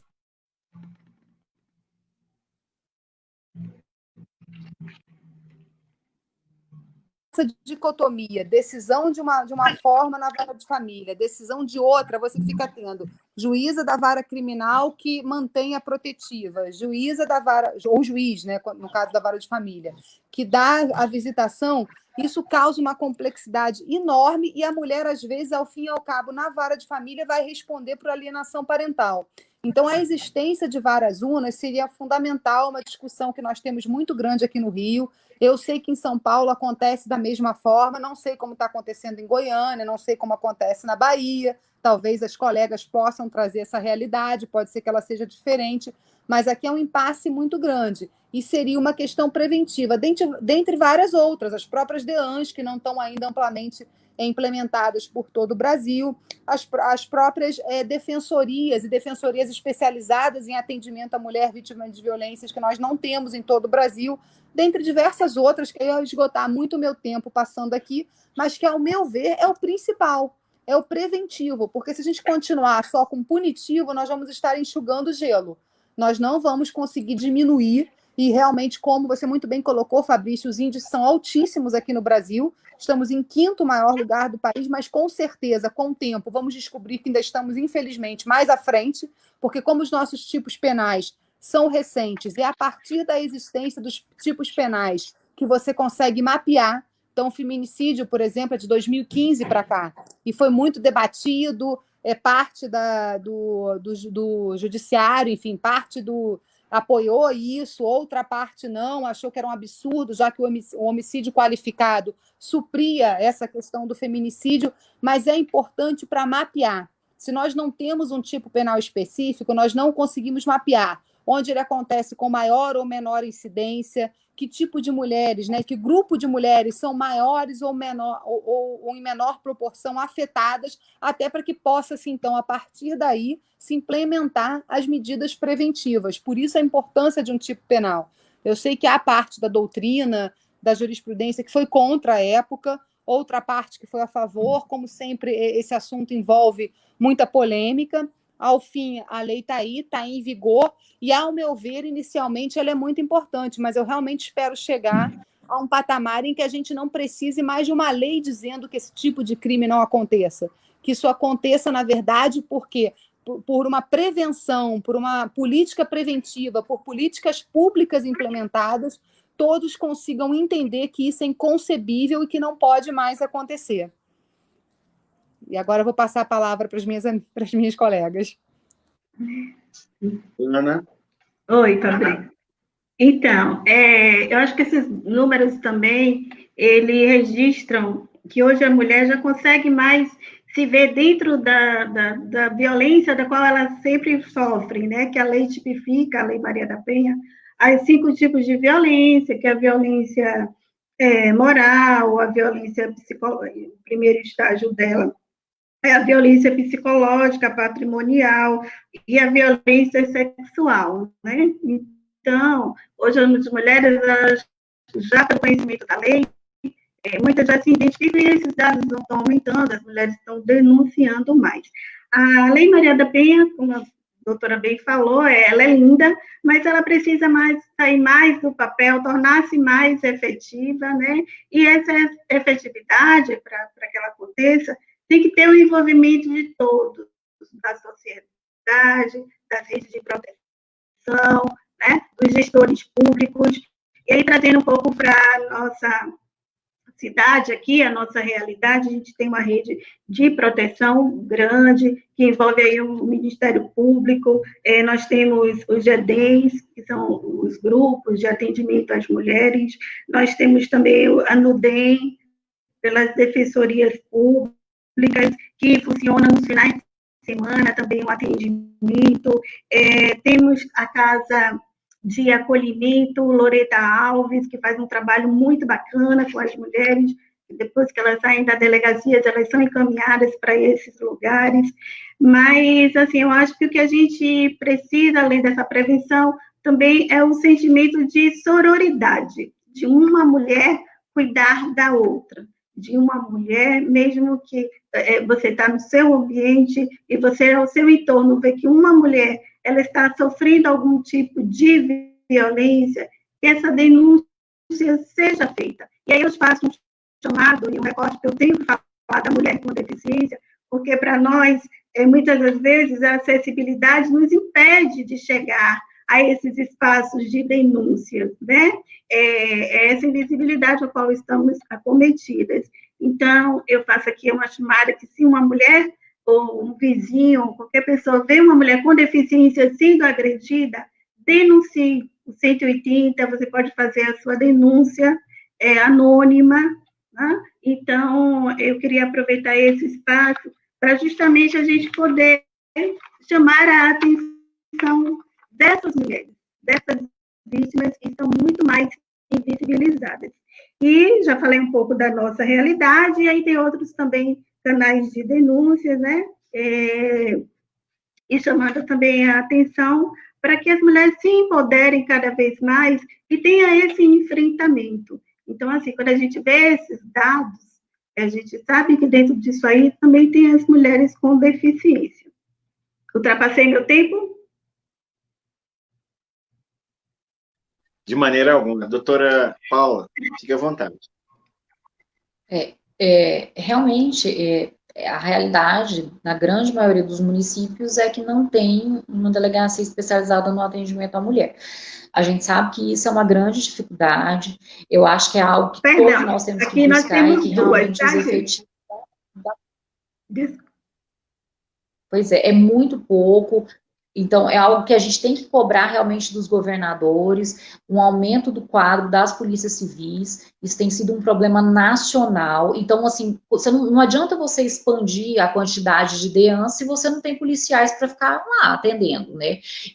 Ocorre que realmente a maioria das DEANs, muitas vezes, os delegados titulares aqui em Goiás, não em todas, claro, mas nós temos várias DEANs que os titulares têm que ser homens porque nós não temos delegadas, né, na região, para que possa atender a delegacia. Então, isso a gente precisa realmente de mais concursos públicos para a contratação de delegados, agentes, escrivães, para que a gente possa melhorar essa realidade, porque senão não adianta. Você pode criar outras delegacias da mulher, mas se você não tiver servidores para colocar no local, não vai resolver, né? E nós temos que efetivamente garantir, né, um atendimento especializado. Então, a gente precisa de um efetivo. O que é um outro problema que às vezes ocorre nas DEANs? Pela falta de público especializado, perdão, pela falta de efetivo no interior. Muitas vezes um servidor, ele responde, por exemplo, ele trabalha como escrivão na DEAN, mas o agente, ele é o agente da DEAN e de outra delegacia. O delegado, ele atende pela DEAN e atende pela distrital. Ele atende pela DEAN e a que investiga o crime de tráfico. Então, assim, é muita sobrecarga de trabalho em cima dos servidores. E isso, é óbvio, vai comprometer a qualidade desse atendimento especializado, que é o que a gente quer nas DEANs. Porque a gente sabe que o atendimento especializado auxilia demais, realmente, para que a gente consiga reverter esse quadro. Nós sabemos, estatisticamente falando, como eu já até citei, que a grande maioria das mulheres que são vítimas são aquelas que não procuram ajuda. Infelizmente, a imprensa, o senso comum, plantam a sensação de que as medidas protetivas não são eficazes. E isso estimula as mulheres a não realmente pedir ajuda. E eu tenho uma outra visão de medida protetiva. Eu acho que a medida protetiva é extremamente eficaz. Só a primeira DEAN, delegada que eu sou titular, a delegacia que eu sou titular, no ano de 2009, 2019, nós solicitamos 2.613 medidas protetivas em Goiânia. Quantas mulheres foram mortas, vítimas de feminicídio, dessas que eu solicitei medida protetiva? Nenhuma. Zero. Nenhuma. Nós não tivemos nenhuma mulher morta que solicitou medidas protetivas conosco no ano passado. Nós tivemos um feminicídio na cidade de Goiânia. Essa mulher nunca nem mesmo havia registrado ocorrência. Então, nós temos que divulgar isso, porque as mulheres que estão morrendo são essas que não pedem ajuda. Muitas vezes essas mulheres chegam muito amedrontadas. Esses dias mesmo eu atendi uma senhora que ela tremia. Depois do registro, a gente chamou ela de novo aí para realmente continuidade das investigações, já tinha saído a medida protetiva, ela estava com muito medo. E ela, doutora, mas você tem como me garantir que ele não vai me matar, que ele não vai fazer nada? Eu sempre falo, olha, eu não tenho como garantir isso 100%, porque muitas mulheres morrem com medidas protetivas em vigor, mas elas não são a maioria. Então, estatisticamente, você está mais protegida. É óbvio que a mídia vai pegar, por exemplo, uma mulher que está com medida protetiva e vai jogar isso e vai trazer como forma maior. Vocês pegaram, por exemplo, esse caso de 2016, em que essa mulher realmente teve esse péssimo atendimento numa DEAN. Eu tenho certeza, pelo que eu conheço das DEANs, que ela foi um caso isolado dentro de milhares. Mas eu duvido que o jornal publicou isso, publicou a fala de outras mulheres que foram bem atendidas. Não, eles pegaram um caso entre milhares e ressaltaram, e isso reverbera até hoje. Então, o que às vezes sai de negativo é o reverberado. Agora, o milhares, a esmagadora maioria dos casos que são positivos, eles são omitidos, porque parece que nós temos uma tendência, e eu acho que isso é até do ser humano, em a gente só enfatiza o negativo, as conquistas, as vantagens, o que é feito de bom, a gente não parabeniza, a gente não comemora, a gente está sempre enfatizando o que é negativo, como se fosse a regra, né? A hora que você lança, por exemplo, uma manchete dessa de jornal, você tem a sensação que toda mulher que vai para uma DEAN recebe esse tipo de tratamento, e a gente sabe que isso não é verdade. Quer dizer, é tão malicioso esse tipo de reportagem, esse tipo de informação que a gente sai divulgando, que na verdade quem é prejudicado é essas mulheres, porque você dissuade essa mulher de pedir ajuda, e quem vai ser morta vai ser ela. Então, a gente tem que realmente pensar muito no que a gente divulga, porque a nossa fala pode ser responsável pela morte de uma mulher. Tem mais? Ok, doutor, eu acho que...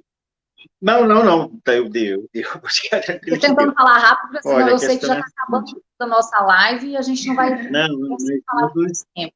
A gente ainda tem um tempinho aqui ainda, não se preocupe, não. Sobre essa questão, doutora, que você falou. Sim? Oi. Pode eu posso falar. fazer uma pergunta para a doutora Paula? Deixa eu só fazer uma consideração bem rapidinho aqui, eu já libero para você. Um minutinho. Doutor, eu acho que isso aí que você falou está correto quanto à questão das manchetes negativas, etc. e tal. Isso é do jornalismo, a gente aprende na academia, inclusive, eu como jornalista vou falar isso. O que a gente aprende na academia no primeiro dia de aula é que você não jamais vai escrever que o cachorro mordeu o menino. Você vai escrever que o menino mordeu o cachorro. Então, infelizmente, acontece, faz parte da profissão, mas existem, em todas as áreas, profissionais bons e profissionais ruins. Eu, como jornalista, por exemplo, eu já abro aqui, nós trabalhamos com 6 portais, sendo que são 3 nacionais, 3 de fora. Já abri para a doutora Fabiana, ela já, inclusive, me mandou artigos para a gente. Abro para você, para divulgar todo o trabalho que vocês têm feito, o relatório, depois eu passo os endereços, estão abertos, tá bom? Isso é uma questão jornalística e profissional também. Rosana, eu já vou te liberar para você fazer a pergunta, mas deixa eu só fazer uma consideração aqui, pode ficar tranquilo que eu estou controlando o tempo aqui. E é só por uma questão de informação, que é algo também que, às vezes, é comentado na imprensa e, infelizmente, é uma realidade, é o horário de funcionamento e os dias das DEANs. Então, por exemplo, eu peguei São Paulo como uma das maiores cidades do país. Em São Paulo, hoje, de setembro para cá, de 2019, eles têm 8 DEANs na capital que ficam 24 horas em aberto, isso sábado e domingo. No Rio de Janeiro, a doutora Fabiana pode me corrigir, mas se eu não me engano, em setembro do ano passado também, o governador ele sancionou uma lei de uma deputada que obriga todas as delegacias, todas as DEANs do Rio de Janeiro a funcionarem 24 horas também. Eu não sei se já está em evidência. Em Goiânia, nós temos 2 DEANs, não é isso, doutora? E em Salvador, nós temos 2. Então, acho que algo que, às vezes, reflete é essa questão do funcionamento, e eu concordo com a doutora. Se você não tem efetivo, não tem como você ter várias DEANs também. Né? É complicado, tem que ter realmente mais concursos. Vocês vão ter 5 minutos, as 3 têm 5 minutos no total, antes da gente encerrar a live, então, são 5 minutos divididos para as 3. Rosana, eu já quero que você faça a sua pergunta para a doutora. Doutora Paula, você pode responder para a Rosana e já pode fazer suas considerações, depois eu passo as considerações para a doutora Fabiana e você encerra suas considerações, Rosana, e eu volto só para encerrar e agradecer a vocês. Tá, doutora Paula, eu queria ter a oportunidade de perguntar como é esse atendimento à mulher com deficiência aí em Goiânia, porque tudo que eu trago é uma realidade nossa, né? Cada local é uma realidade. E quais são os números desse atendimento de mulheres com deficiência? Você já falou que tem um suporte da questão do intérprete de Libras quando há situações, né? De mulheres surdas, mas, assim, considerando outras deficiências, como é isso? Porque é sempre bom a gente poder ouvir um pouco da experiência, né, de outros estados, para que a gente tenha um parâmetro, enfim. Eu já respondo ou deixo a Rosana finalizar para fazer já todas as considerações finais? Eu respondo e já faço, Fabrício? Está fechado seu microfone. O microfone está aberto. Ou está fechado? Não, você pode responder, já faz as suas considerações. Eu já faço para a doutora Fabiana e a Rosana faz as considerações dela. Não, combinado. Bom, aqui, Rosana, a gente faz o atendimento de acordo, claro, com a deficiência da pessoa. Nós temos bastante dificuldade, como eu falei, porque além dessa questão do atendimento à pessoa com deficiência, nós temos, por exemplo, inúmeros venezuelanos. Nós temos uma das servidoras nossa que é fluente em espanhol. Então, tem nos dias em que ela está de plantão, é muito tranquilo. Nos dias que ela não está, é muito difícil. Então, na verdade, a gente vai dependendo da situação e da demanda existente, né? Você queria saber alguma pergunta em específico, mas, por exemplo, uma surda muda. Você teria que ter me perguntado antes, Rosana, porque nós perguntamos, se você olhar todas as ocorrências registradas para a DEAN, é constado se essa mulher ou os dependentes dela são deficientes. Mas como eu não fui informada antes, eu não tenho como trazer isso. E só nesse ano de 2020, a primeira DEAN registrou mais de 3 mil ocorrências. Então, assim, não é algo que eu posso trazer de cabeça se eu não fizer uma olhada e se não houver algum tipo de indagação pretérita, porque os números são muito altos, é na casa de milhares, né? Então, esse tipo de dado, a gente precisa de uma antecedência para poder fazer os levantamentos. O que eu sugiro para você no seu estado é que você, tudo que você gostaria de saber especificado, peça na Secretaria de Segurança Pública, ao delegado-geral, para que coloque um campo dentro dos RAIs, das ocorrências, dos registros de ocorrência, para que o sistema possa fazer isso de maneira online. Tudo que eu preciso de dado aqui em Goiás, que a gente precisa realmente fazer os levantamentos, eu sempre solicito para que seja feito um campo à parte. Aqui no estado, por exemplo, algo que nós temos, ainda não implementamos corretamente, que é constar de cara se essa mulher já solicitou medida protetiva de urgência ou não. Nós constamos isso nos RAIs da primeira DEAN, mas não dentro do campo do sistema. Então, o sistema não pesquisa online. Então, eu precisaria realmente fazer análise de cada delegacia para a gente saber o número. E isso é muito cansativo, porque são a casa de milhares de ocorrências. Então, é muito difícil para a gente fazer esses levantamentos assim. Então, é uma sugestão que eu tenho para você, que você pode pleitear junto ao delegado-geral, né, e à SSP. Bom, para finalizar a minha fala, né, queria agradecer a oportunidade, o convite, fico muito honrada. Eu considero que realmente nós da Polícia Civil, nós somos a porta de entrada, e isso nos traz uma responsabilidade muito grande, e a gente tem isso, tanto com a qualidade do atendimento, com a qualidade das investigações, que é o nosso trabalho final. Então, nós temos que ter sempre isso em mente, e a gente procura melhorar a cada dia, profissionalizar realmente o nosso trabalho, para que a população fique cada dia mais satisfeita, porque essa é a nossa intenção, a gente trabalha para a população, e a gente quer ver realmente que o nosso trabalho gere resultados positivos. Isso eu vejo que é uma tendência de todas as polícias civis do Brasil, ter esse tipo de preocupação com a sociedade, e especialmente na área de violência doméstica familiar contra a mulher, que, como eu iniciei minha fala, vou terminar por ela, que ela tem fatores culturais muito presentes. Então, por exemplo, no ano de 2019, nós realizamos aqui no estado de Goiás várias grandes operações, com mais de 200 presos só específicos, só relativos, perdão, a essas questões de ou crimes sexuais ou crimes relativos à violência doméstica familiar contra a mulher. Mas a gente percebe que só a repressão no aspecto de combate à violência doméstica e familiar contra a mulher, ela por si só, ela não traz tanto efeito como em outras, às vezes, outros tipos de crime, porque a gente percebe que esse fator cultural, ele é muito íncipido. Se a gente for analisar a própria qualificadora do feminicídio, que é mais recente, a gente percebe que dentro dela há uma discriminação à condição de mulher. Então, vocês percebem o quanto é cruel para a mulher ser morta porque ela é mulher. Então, isso é muito atentatório contra a dignidade de uma pessoa, você ser morta pelo que você é, né? E é isso que o próprio tipo nos diz, que é a qualificadora do feminicídio. Então, isso é muito grave, né? E é muito perverso, porque a gente sabe, estou falando agora pela estatística do meu estado, que a grande maioria das mulheres que foram mortas por feminicídio, elas foram mortas dentro de casa. Mais de 50% dos casos, perdão. 50% e acho que 49,99%, mas praticamente 50% dos casos foram dentro de casa, as outras vai considerando vários outros locais. Então, assim, essa mulher, ela é morta porque ela é mulher, e ela é morta no local em que ela deveria ser mais se sentir segura, mais se sentir amada, que é dentro da nossa residência. Então, é realmente muito perverso, e a gente espera realmente termos grandes avanços, é para isso que nós lutamos todo dia, é por isso que eu acordo todos os dias, para que a gente possa melhorar, muita coisa há que ser feita, mas muita coisa há que ser comemorada também.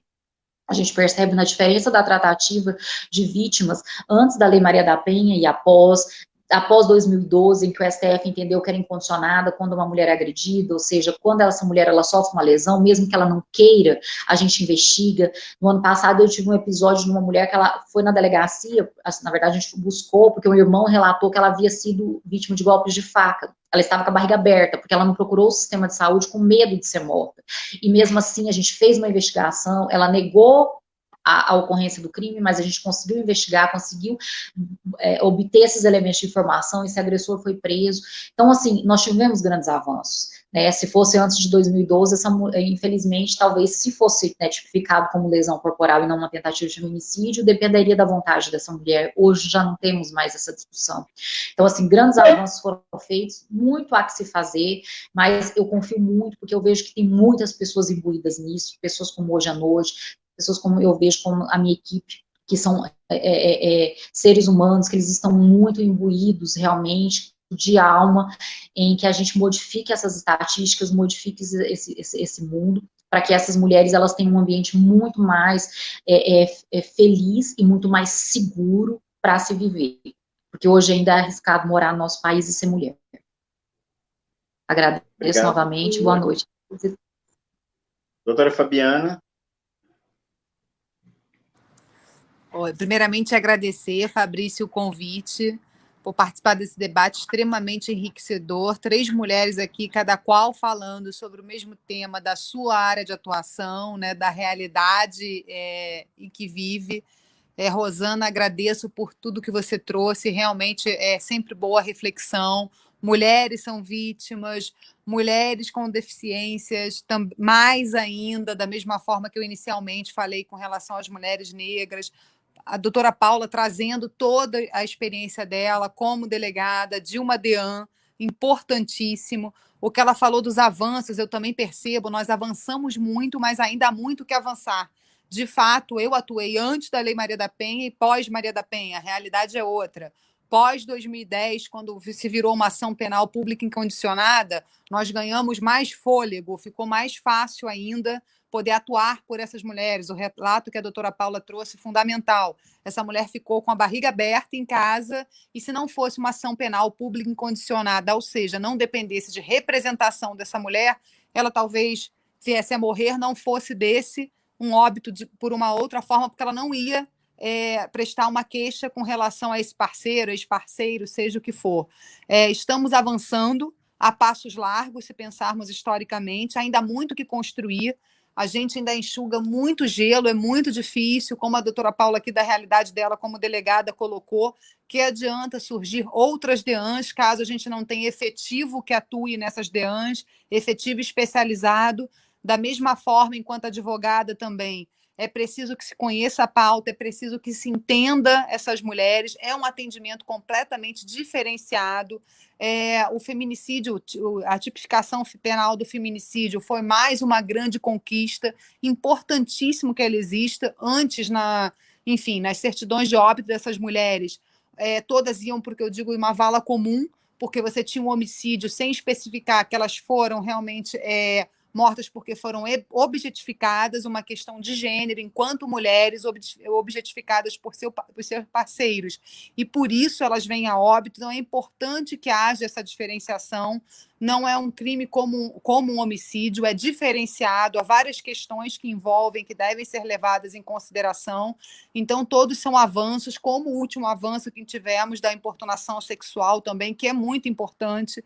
Antes só havia essa proteção quando você envolvia uma questão hierárquica dentro de trabalho, ou se discutia entre professor e aluno. Hoje não. O tipo penal ficou muito mais amplo, dentre outros, né, outros acréscimos que nós tivemos aí com relação a também crimes que cada vez acontecem com mais frequência, nós nem falamos aqui, mas a questão dos crimes virtuais, né, o revenge porn, ou seja, aquele parceiro que acaba divulgando ao fim do relacionamento fotos de momentos íntimos de suas parceiras, com fotos tiradas ou vídeos feitos com ou sem ciência dessa parceira. De qualquer forma, isso não pode ser divulgado. Então, são tipos penais recentes e que cada vez mais nós vemos. Eu, como advogada, atuo nesses casos, acredito que a doutora Paula cada vez com mais frequência veja, ainda mais agora que estamos vivendo um mundo cada vez mais virtual, né? Já era e cada vez está se tornando mais.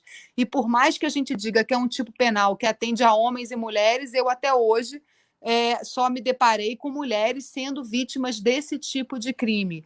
E é um crime muito sério que leva várias jovens, várias mulheres até a cometerem suicídio, porque uma vez que você tem o seu rosto, né, divulgado na internet em larga escala, isso é uma coisa que você não apaga, não tira mais das redes sociais, as pessoas baixam isso volta de forma reiterada.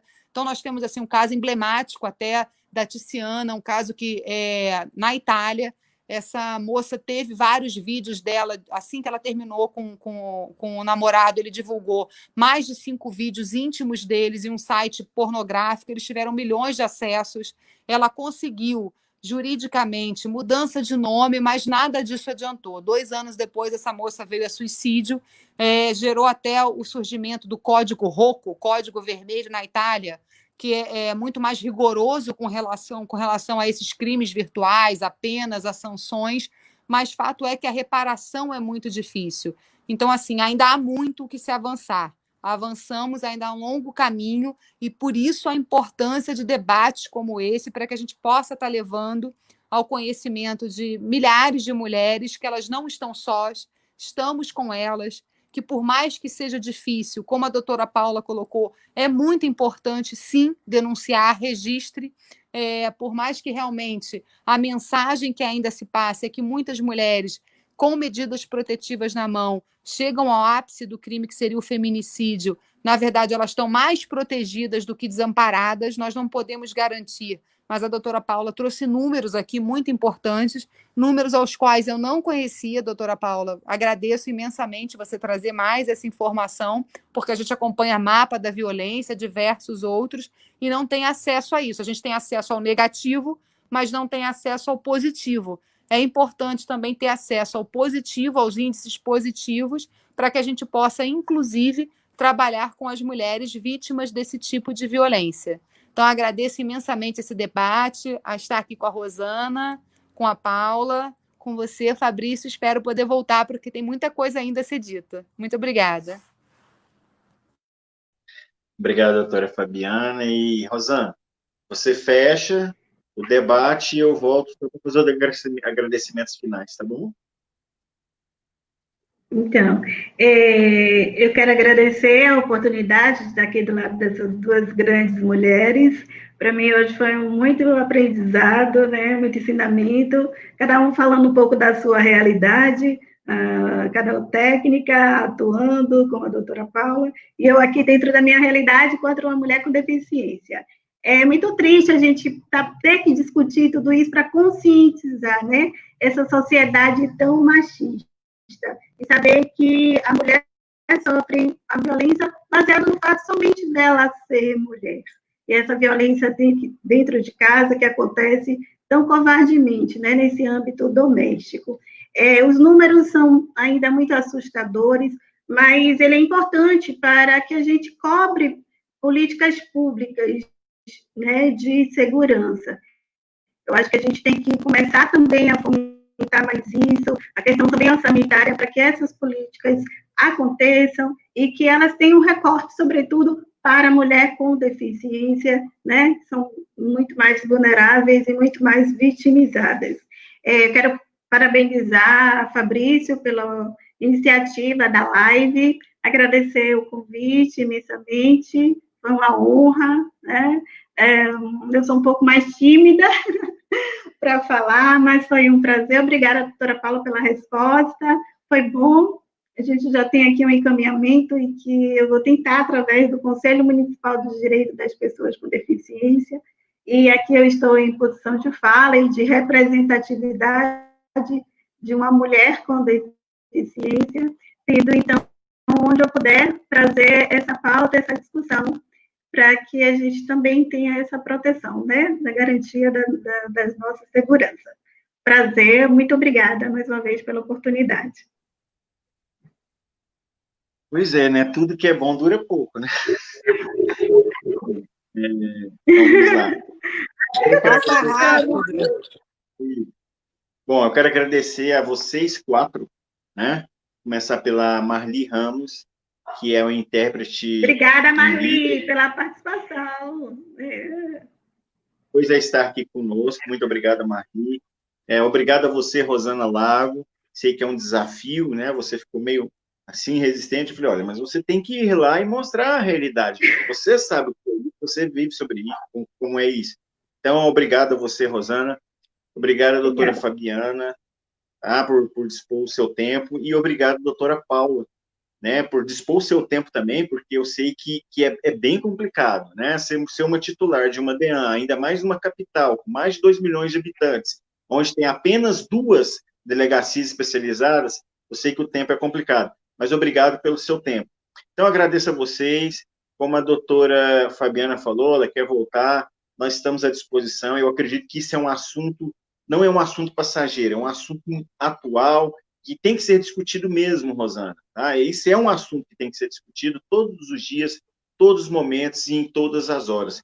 Então, em nome do Na Pauta Online, eu agradeço a vocês e faço apenas um recorte aqui. Né? Em tempos de pandemia, no dia 8 de julho deste ano, foi sancionada a Lei 14.022, que é justamente para que as medidas de proteção e outras possam ser feitas online também. Né? Nem sempre não precisam ser presenciais. Eu acho que é algo que ajuda muito as vítimas de violência doméstica, tanto para idosos, como para pessoas com deficiência, para mulheres e para crianças e adolescentes. Pessoal, muito obrigado a vocês.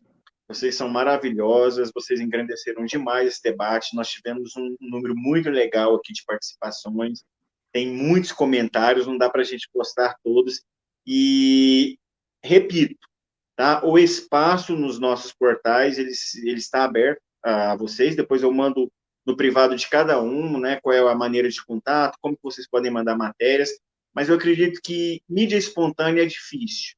Então, se você tem mídia espontânea, aproveite para divulgar as coisas boas, os avanços, como você falou, doutora Paula. Tá bom? Obrigado a vocês, uma boa noite e um bom descanso.